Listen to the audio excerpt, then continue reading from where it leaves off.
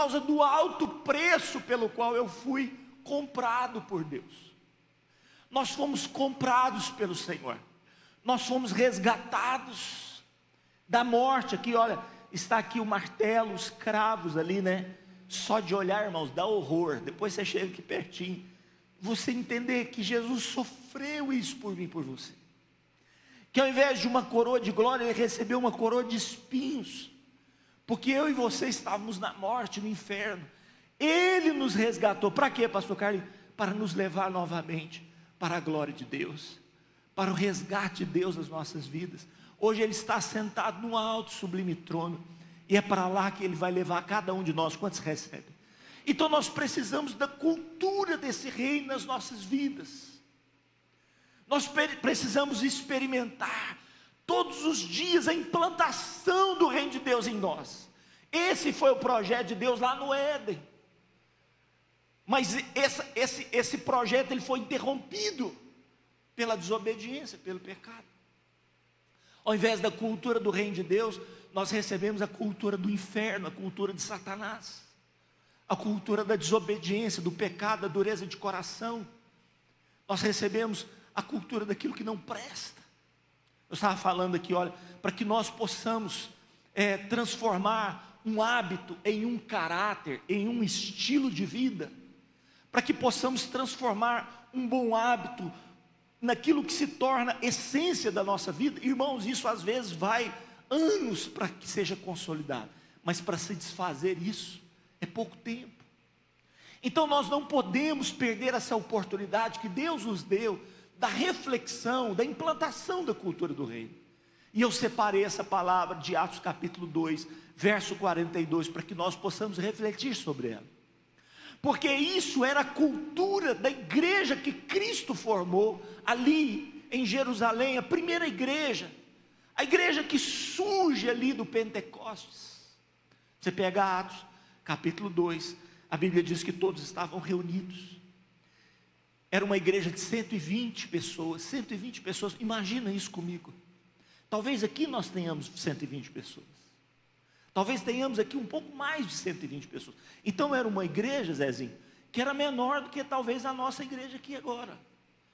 A igreja que Jesus deixou aqui na terra, o início dela, era talvez menor do que isso aqui que nós estamos vivenciando, sem contar os irmãos que vieram pela manhã. Uma igreja de 120 pessoas. A Bíblia diz que estavam reunidos, sentados, assim como nós estamos aqui, ó. E de repente do céu veio um vento e um som como de um vento impetuoso, e começou a encher aquele lugar.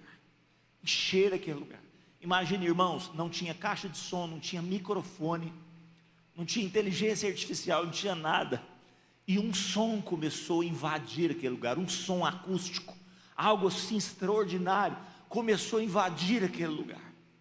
A Bíblia diz que as pessoas olhavam umas para as outras e viam por sobre a cabeça das pessoas línguas de fogo sendo derramadas sobre elas. Imagine esse espetáculo. A unção do Espírito Santo descendo sobre elas. 120 pessoas somente. Mas aquelas 120 pessoas se transformaram em 3 mil, em 5 mil, em 50 mil. Diz que a igreja de Jerusalém contava com no mínimo 100 mil membros. Você pode dar um aplauso ao Senhor por isso? A história diz que ela contava com 100 mil membros. Poxa, uma igreja de 100 mil membros é quase Araguari toda. Então assim era aquela igreja. Mas o que levou aquela igreja a ser bem sucedida não foi só o batismo no Espírito Santo, não foi só elas terem passado esse início com Cristo Jesus, sendo fundamentadas por eles. Foi a atitude que essa igreja teve diante dos desafios que ela recebeu. Então o apóstolo Tiago diz assim: o que adianta eu escutar, ouvir e não praticar? Tiago diz: isso não vai adiantar de nada. Nós estaremos enganando a nós mesmos. O apóstolo Tiago diz isso. Nós estaremos enganando a nós mesmos. O meu receio é que estejamos sendo uma igreja instruída e não transformada. Nós não podemos ser uma igreja que enche, irmãos. Nós precisamos ser uma igreja que cresce, que é edificada, que é solidificada. E algumas coisas que eles praticavam, eu quero refletir com vocês aqui nessa manhã. Já compartilhei algumas delas nessa manhã, não nessa noite. Já compartilhei pela manhã algumas delas. O texto diz o seguinte, só o primeiro versículo, porque existem outros princípios mais no texto, mas eu peguei só um versículo. A Bíblia diz que essa igreja perseverava. Perseveravam em 4 coisas, quais sejam? Doutrina dos apóstolos, na comunhão, no partir do pão e nas orações. Podemos repeti-las? Diga comigo, doutrina dos apóstolos, comunhão, partir do pão e orações. Deixe isso entrar no seu coração, repita após mim, diga, doutrina dos apóstolos, comunhão, partir do pão e nas orações.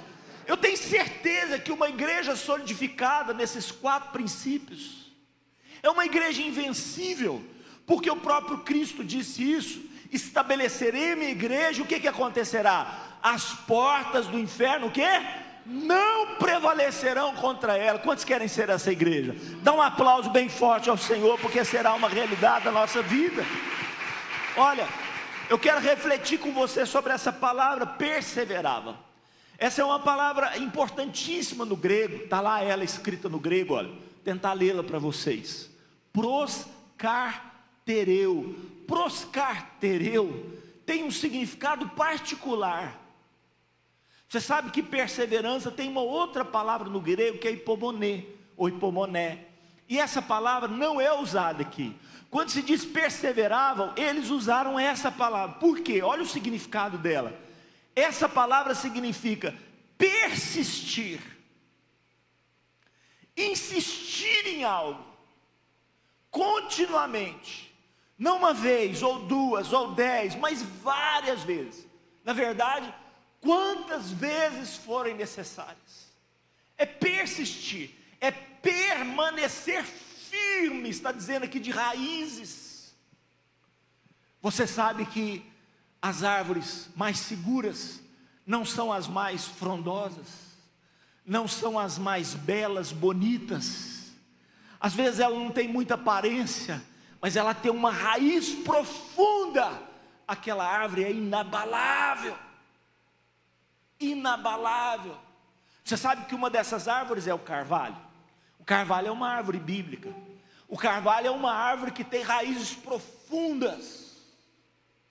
As regiões onde o carvalho nasce são regiões de ventos fortíssimos. E você percebe que os carvalhos, muitos deles, têm os seus galhos, os seus ramos torcidos, porque eles sofrem essa intempérie do tempo. Mas você não vai ver um carvalho arrancado por uma tempestade. Você não verá um carvalho que cai por causa de uma chuva forte. O carvalho, alguns dizem que ele dura 100, 200, 500, há carvalhos hoje de 1000 anos de idade. 1000 anos de idade. Isso é muito forte. Isso é muito forte. Por que eu estou dizendo carvalho? Você que trouxe a Bíblia, abre aí comigo. Isaías, eu não vou projetar aqui para você. Você que trouxe a Bíblia, mas eu não trouxe, agora está na mão. Pega seu celular, abre lá. Isaías 61. O Espírito do Senhor Deus está sobre mim. Ele me ungiu para pregar boas novas aos quebrantados. Enviou-me a curar os quebrantados de coração. Ele me enviou para proclamar libertação aos cativos e a pôr em liberdade os algemados, os presos.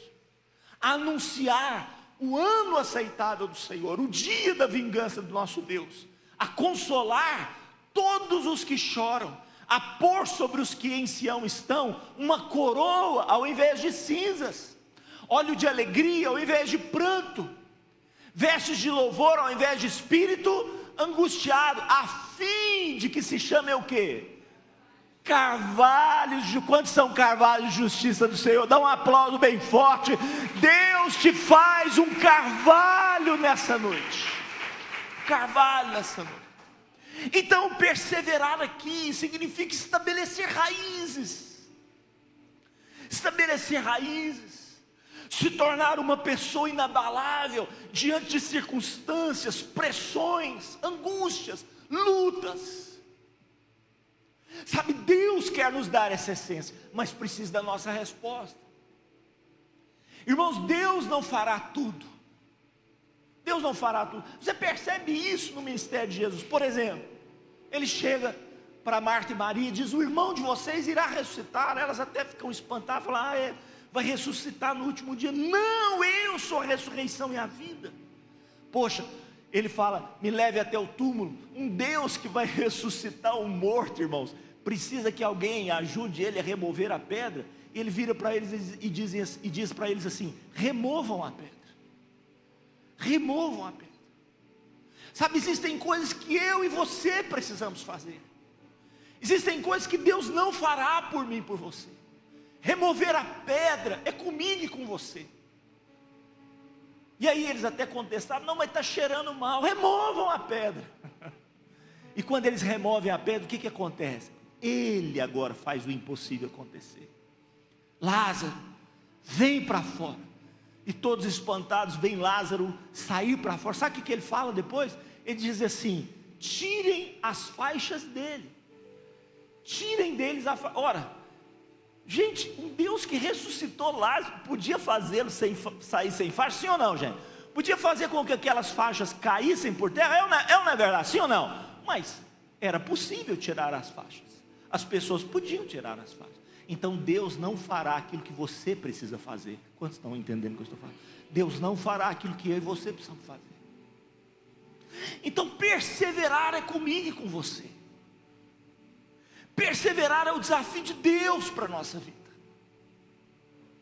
Nós não podemos nos omitir dessa responsabilidade. Seguindo, 4 coisas que eles perseveraram. A primeira delas, doutrina dos apóstolos, falei pela manhã. Aqui está falando do ensinamento da palavra, do ensino apostólico, daquilo que Jesus deixou para os apóstolos. E você sabe que isso é uma conexão entre o Velho e o Novo Testamento. A igreja não tinha, você sabe que a igreja não tinha Bíblia, né? Eu estou sem minha Bíblia aqui, mas a igreja não tinha Bíblia. O que a igreja tinha? Tudo que a igreja tinha era o Velho Testamento, era o Antigo Testamento, o que nós conhecemos como Antigo Testamento. E a igreja não tinha a Bíblia como nós temos na mão. Então eram rolos, eram pergaminhos que eram escritos, e muito raramente alguém conseguia ler aqueles pergaminhos. A pessoa precisa ser um mestre para ler um pergaminho. Por isso que eles chamavam Jesus de mestre, rabi. Por que eles chamavam Jesus de rabi? Porque quando ele entra na sinagoga de Nazaré, o que ele faz? Ele vai à frente, pega o rolo, o livro do profeta Isaías, abre no lugar certinho que ele quer e faz a menção do texto que eu acabei de ler para vocês, Isaías 61. Então ele era tido como um mestre, um conhecedor das Escrituras. Então a igreja, ela não tem essa acessibilidade, ela não tem esse acesso que nós temos à Bíblia, como nós temos aqui agora. E o que elas precisavam perseverar, isso que os apóstolos pregavam, como nós estamos fazendo aqui no domingo à noite, isso que os apóstolos pregavam, gente, eles precisavam fazer um esforço extraordinário para gravar tudo o que eles estavam falando, porque não tinha nem agenda, nem caneta para anotar. Aquilo precisava ser gravado no coração deles. Ninguém se esquecia do que os apóstolos falavam. Quantos estão entendendo o que eu estou falando? Ninguém se esquecia, uma questão de vida ou morte. Então, nós precisamos ser essa igreja apaixonada pela palavra de Deus. Eu coloquei aqui alguns textos, né? Jesus diz: olha, sabe por que vocês erram? Sabe por que vocês tropeçam? Errais por quê, gente? Errais por não conhecer as Escrituras. Poxa, você precisa falar forte comigo, com você. Você sabe que nós erramos por intenção, né? Safadeza, vamos dizer assim. Nós erramos por intenção, mas existem muitos erros na nossa vida que é por ignorância. Não a ignorância no termo pejorativo, mas ignorância no termo de não conhecimento. Não conhecimento, porque não conhecemos aquilo, erramos. Então você está dirigindo numa cidade diferente, estranha. Se você não ficar apercebido, você pode entrar numa contramão. Não porque você queira, você pode causar um acidente. Não porque você tem essa intenção, mas porque você não está atento ao conhecimento. aos sinais. Então, queridos, nós precisamos ser uma igreja que conhece a palavra de Deus, que se apaixona pela palavra de Deus, como diz o salmista. Olha o que o salmista vai dizer: ó, quanto amo a tua lei. Poxa, isso é uma paixão. Ele diz: eu amo demais a tua lei, e ela é a minha meditação em todo dia. Ó, durante todo dia eu estou meditando a tua palavra, porque eu sou apaixonado pela tua palavra. Nós falamos pela manhã a sequência desses versículos. Ela me torna mais sábio que os meus mestres, mais sábio que os meus inimigos. A palavra de Deus nos dá sabedoria, entendimento. Esses dias, nesse tempo dos coaches, né, que nós temos aí, então alguém lançou um coach fictício, colocou um nome bem bacana lá, bem legal, coach fictício, e falou assim: olha,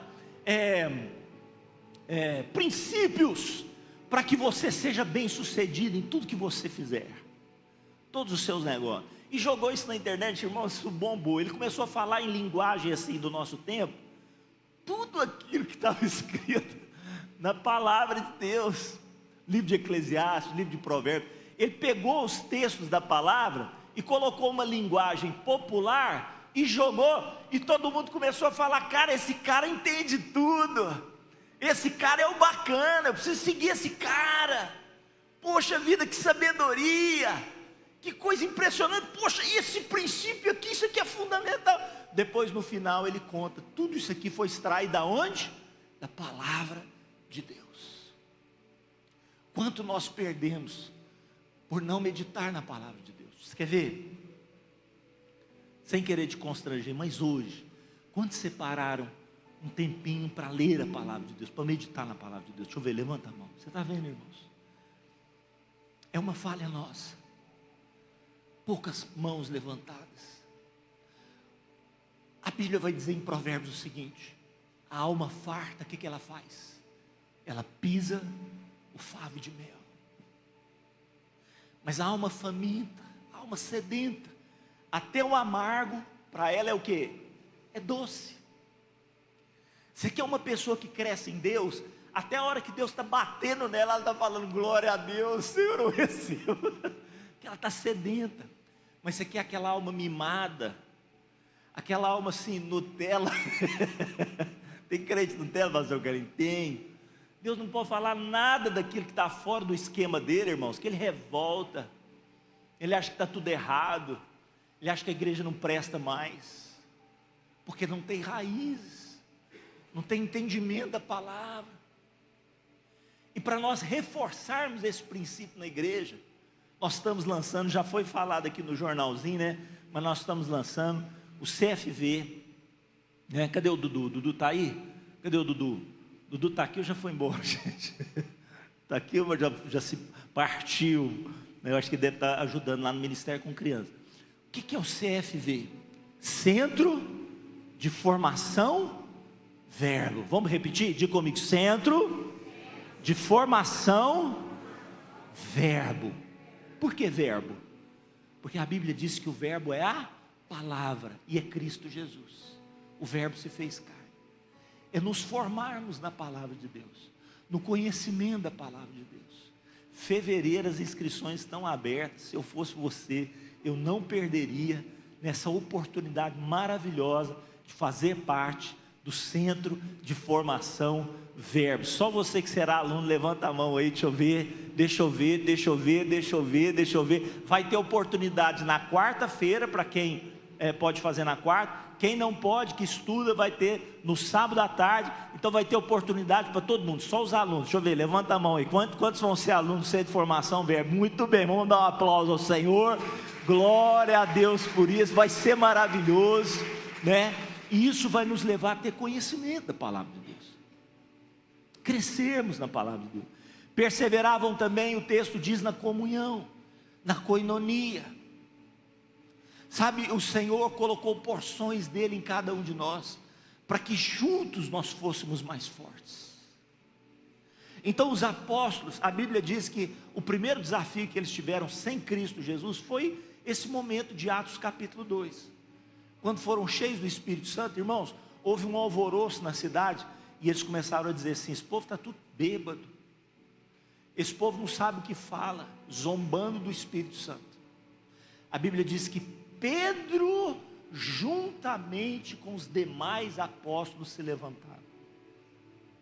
Então nós somos fortes quando nós somos unidos, quando nós somos uns pelos outros, quando nós fortalecemos os nossos lados. Olha só o que Jesus disse em João capítulo 13, verso 35. Nisso, quantos conhecerão? Todos conhecerão que sois os meus discípulos, se fizerdes o quê?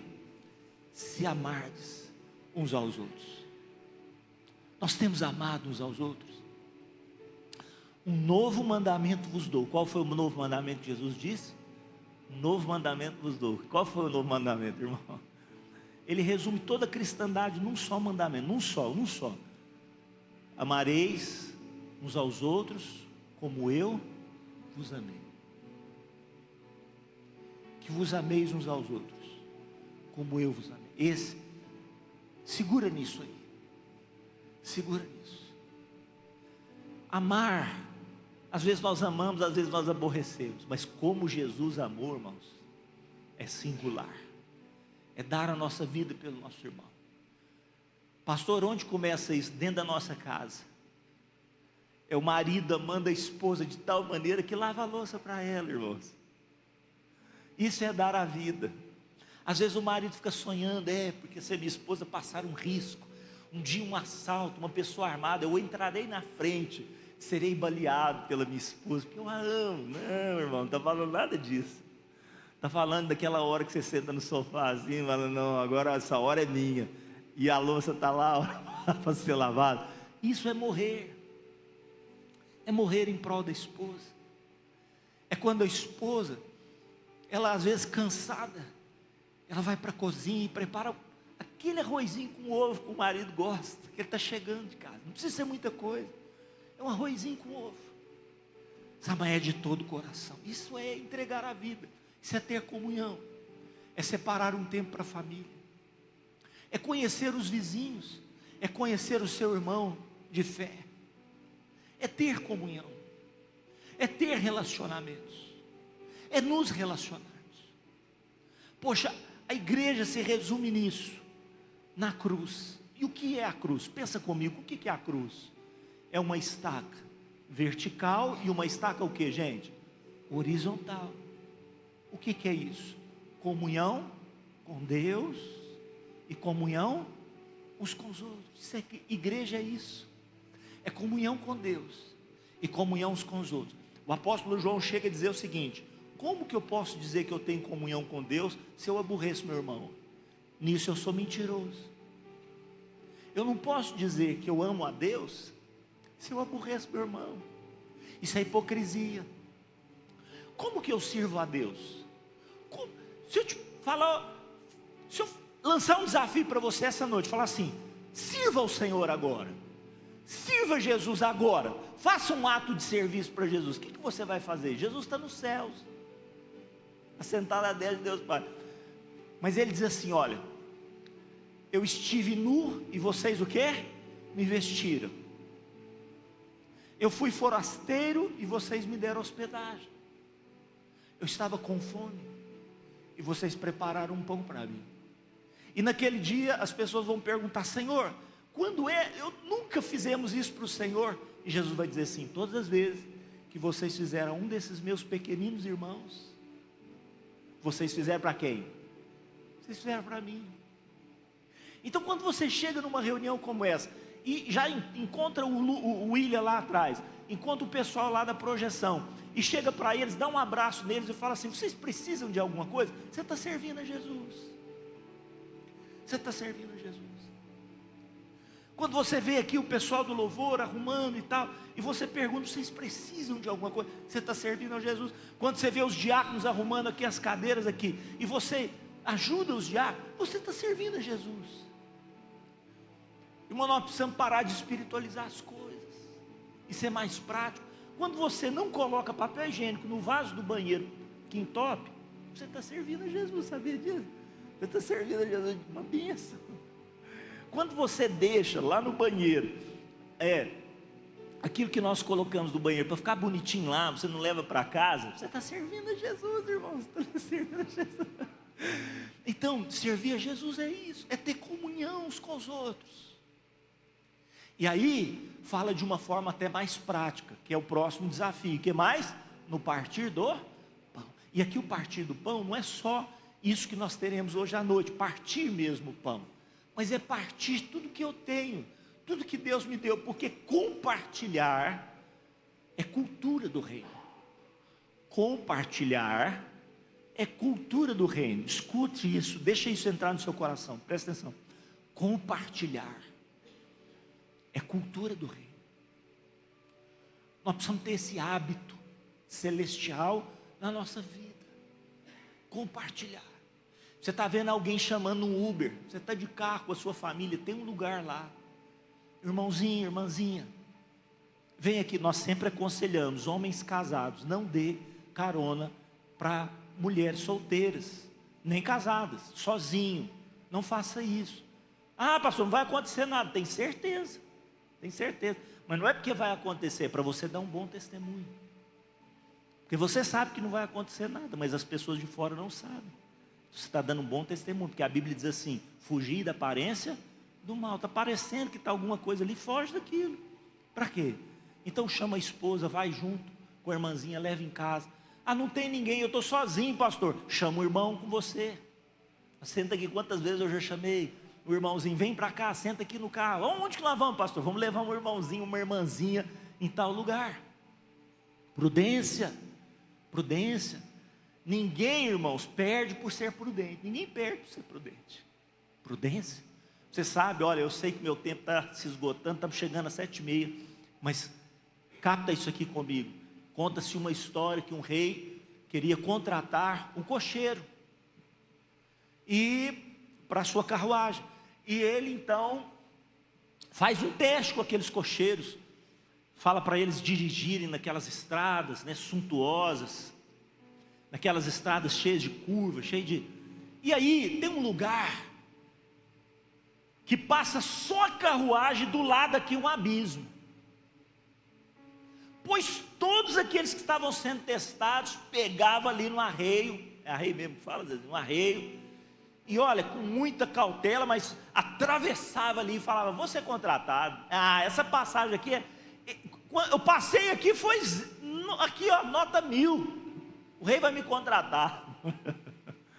Irmãos, chegou uma pessoa, um cocheiro, falou assim: rei, eu preciso demais desse emprego. Você não sabe o quanto que eu preciso desse emprego, mas atravessar esse lugar perigoso, eu não atravesso. Eu sou uma pessoa prudente, eu não coloco nem a minha vida, muito menos a vida de outras pessoas em risco. O rei falou assim: pois você é o contratado, meu filho.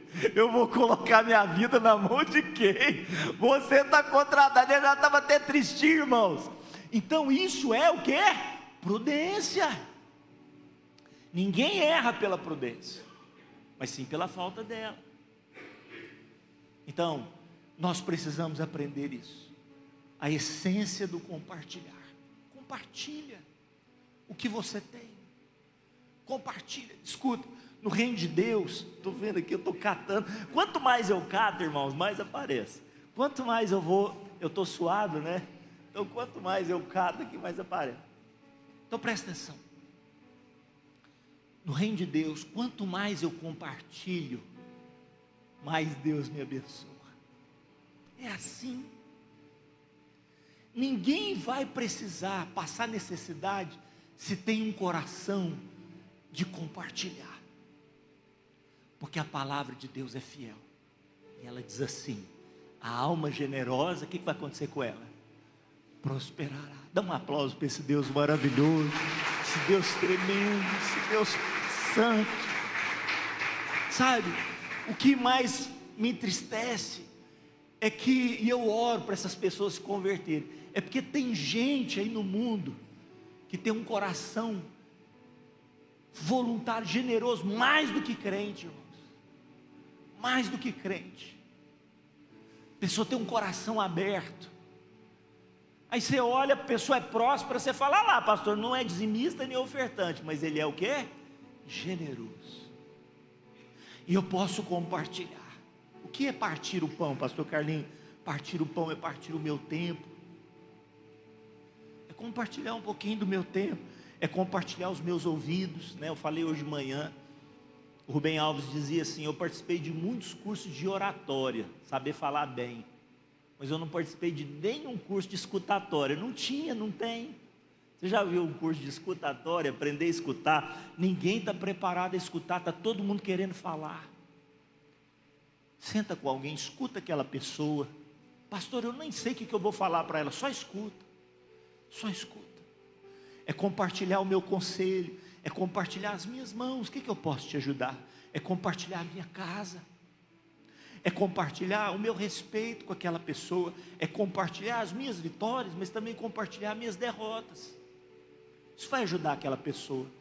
Até os meus erros podem ajudar as pessoas. Olha, eu fiz assim, não deu certo, esse caminho eu já trafeguei, não é por aí. É compartilhar com as pessoas tudo que eu tenho, mas também tudo que eu sou. Por fim, irmãos, terminando, o pessoal do louvor pode subir. Essa igreja precisa perseverar nas orações. Uma igreja imbatível é uma igreja que dobra os seus joelhos. Eu estava vendo uma história, não é uma história, é um ensinamento mesmo, é um ensinamento até biológico. Você sabe por que eu ficava impressionado com aquilo quando pequeno? O Zezinho me levava lá para a fazenda, para a roça, né, Zezinho? As galinhas iam dormir que hora mais ou menos? 5 pouquinho, 6 horas, no máximo 6 pouquinho, estavam todas elas. O que elas faziam? Empoleirava, né? Ia para o puleiro, empoleirava e dormia, irmãos. Empoleirava, falava: não tem condições, mas eu não consigo dormir desse jeito, nunca na minha vida, né? E aí, pastor Paulo, eu fiquei sabendo que as aves, elas têm um tendão, que quando elas fecham a patinha, pata mesmo, né? Elas fecham a patinha, esse tendão trava. Esse tendão trava e elas não caem. E quando esse tendão trava e elas não caem, elas estão no lugar mais seguro que existe. Quando a igreja aprende a dobrar os seus joelhos, irmãos, ela está no lugar mais seguro que existe, na presença do Senhor. Então, entra no teu quarto, fecha a porta, orarás a teu Deus que está em secreto, e o teu Deus que vem em secreto, Ele vai te recompensar. Buscar-me-eis, me achareis, quando me buscardes. Eu até coloquei aqui, olha: quando me buscardes, todo o vosso coração. Uma igreja imbatível. Olha para Jesus, pensa. Marquinhos, você acha que Jesus precisava ter vida de oração? Poxa, Ele era o próprio Deus. Sim ou não, irmãos? Se tinha alguém que podia assim abrir mão desse tempo de oração, era Jesus. Ele é filho de Deus, filho de Deus, passou a eternidade na presença de Deus, né? Passou a eternidade. Mas a Bíblia diz que ele acordava, Alessandro, cedinho, de madrugada, cedinho, todo mundo procurando Jesus. Cadê Jesus? Cadê Jesus? O que ele estava fazendo, gente? Irmão, se Jesus era assim, o que sobra para mim e para você? O que nós vamos dizer para Ele? O que nós vamos dizer para Ele? Eu fecho a palavra com essa expressão de Miqueias, perdão. Essa expressão de Miqueias sendo usado por Deus, ele diz assim: Ele te declarou, ó homem, o que é bom, e que é que o Senhor pede de você. Às vezes a gente quer saber a vontade de Deus. Miqueias resume isso aqui. Olha o que Deus quer de mim e de você. 3 coisas. O que Deus pede de mim e de você? 3 coisas. Primeiro, que pratiques não tem como praticar a justiça sem conhecimento da palavra. É o que nós estávamos falando. Perseverava na doutrina dos apóstolos. Pratiques a justiça. Faça o que é certo. Não se desvia dos caminhos do Senhor. O que é certo é certo. O sim é sim, o não é o quê? O não é não. Sim é sim, não é não. Não mistura não, porque o que passar disso é do inferno, é do maligno. Então, pratique a justiça. Segunda coisa, ames o quê? A misericórdia. a benignidade, é a relação uns com os outros, é a comunhão. Ame a misericórdia, porque quem ama a misericórdia, quem é misericordioso, alcançará de Deus o que, gente? Misericórdia. E por fim, ele diz assim: olha, e andes humildemente com teu Deus. Uma igreja que anda com Deus, ela não será enganada pelo inferno, ela não será enganada por Satanás. Nós precisamos andar com Deus, nós precisamos aprender a andar com Deus todos os dias da nossa vida. Fique de pé nessa noite, vamos orar. Em nome de Jesus. Carta escrita vai nos conduzir aqui um tempo de louvor, de oração. Feche os teus olhos, abra seu coração. Deixa o Senhor falar contigo nessa noite. Deixa a unção de Deus tocar teu coração nessa noite. Deixa essa presença do Senhor invadir a sua vida.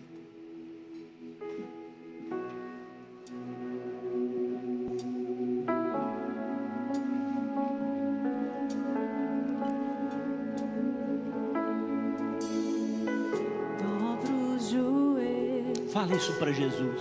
E o coração. Peça para Ele. Espírito.